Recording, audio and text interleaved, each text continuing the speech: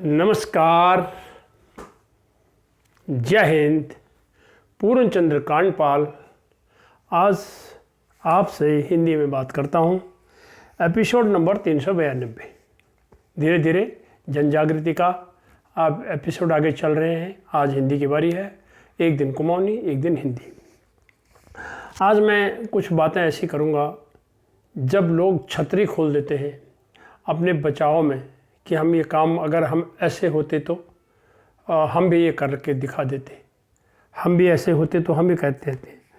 पहले तो मैं ये बताता हूँ कि बहादुर व्यक्ति जो है विपत्ति में भी रास्ते तलाशता है। आम दिनों तो छोड़िए, जो वास्तव में व्यक्ति है उसने अपने से पूछना चाहिए कि वो विपत्ति में भी उसको अपने रास्ते तलाशने चाहिए। और जो कायर लोग होते हैं वो लोग जो हैं बहाना खोजते हैं। मैं ये कहना चाहता हूँ, कुछ लोगों ने ऐसे करके दिखाया है हमारे देश में। मैं आपको उदाहरण दूंगा। और कुछ लोग कार्य नहीं करते हैं पर अपने बचाव में वो छतरी खोलते हैं कि ये चीज़ नहीं था, अगर ऐसा होता तो हम ये कर जाते, हम ऐसा हो जाता तो ये कर जाते। अब मैं आपको एक शब्द बताता हूँ, पैरालंपिक। अक्सर आपने पैरालंपिक सुना होगा, जिन्होंने नहीं सुना होगा तो मैं उनको बताना चाहता हूँ कि आम व्यक्ति से हट के जो लोगों में कुछ दिव्यांगता होती है, तो डिसेबल कहिए उसको, दिव्यांगता होती है, उनके लिए भी ओलंपिक में खेल होने शुरू हो गए और खेल होते हैं। अब मैं आपको बताता हूँ कि 2020 में जो पैरालंपिक खेल हुए थे टोक्यो में, और वो जो 2021 में हुए, तो इसमें भी हमारे देश के लोग कौन थे?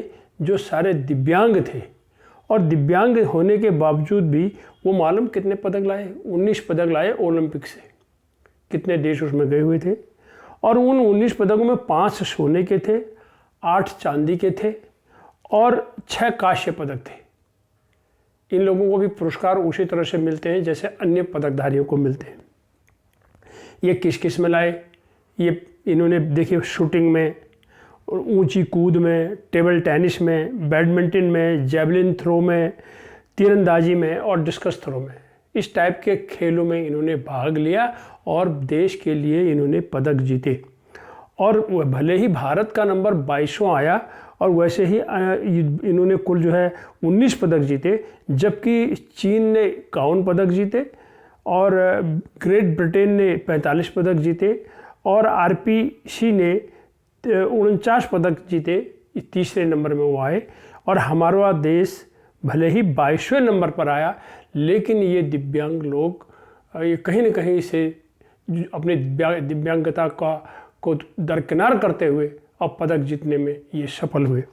तो ये मैंने कहा ना, यदि ये भी, अब मैंने देखा है एक व्यक्ति है, उसको दिखाई नहीं देता है, दोनों आँखों से वो दिव्यांग है, लेकिन वो भीख मांगता है और मैं उनको देखता हूँ, बातें भी करता हूँ उनसे, मिलता भी हूँ, थोड़ा छोटा एक अपनी श्रद्धा व्यक्त भी करता हूँ।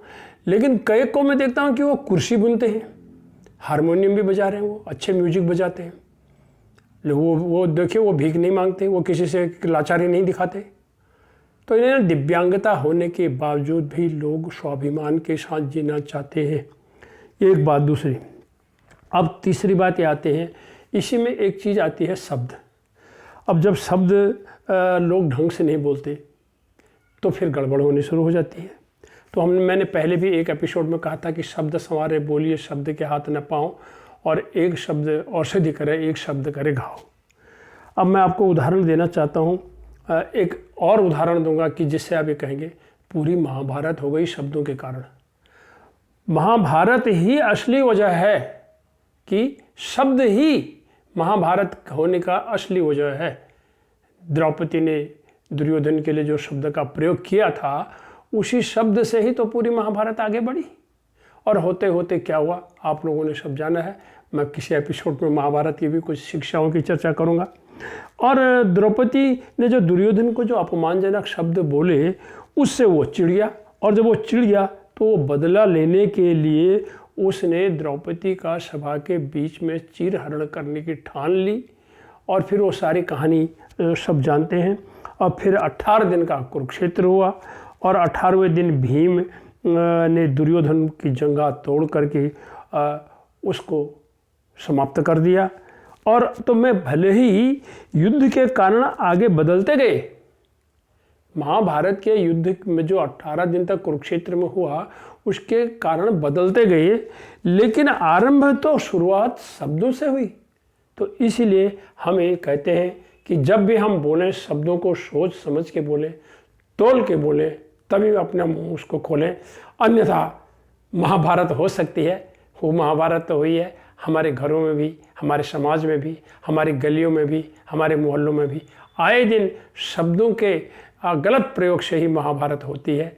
अगर हम शब्दों को सही से चुनें तब उनको बोलें तो तब महाभारत नहीं हो सकती। इन्हीं शब्दों के साथ आइए अपने शब्दों पर विचार करें, घाव न करें, औषधि का रूप प्रदान करें लोगों को।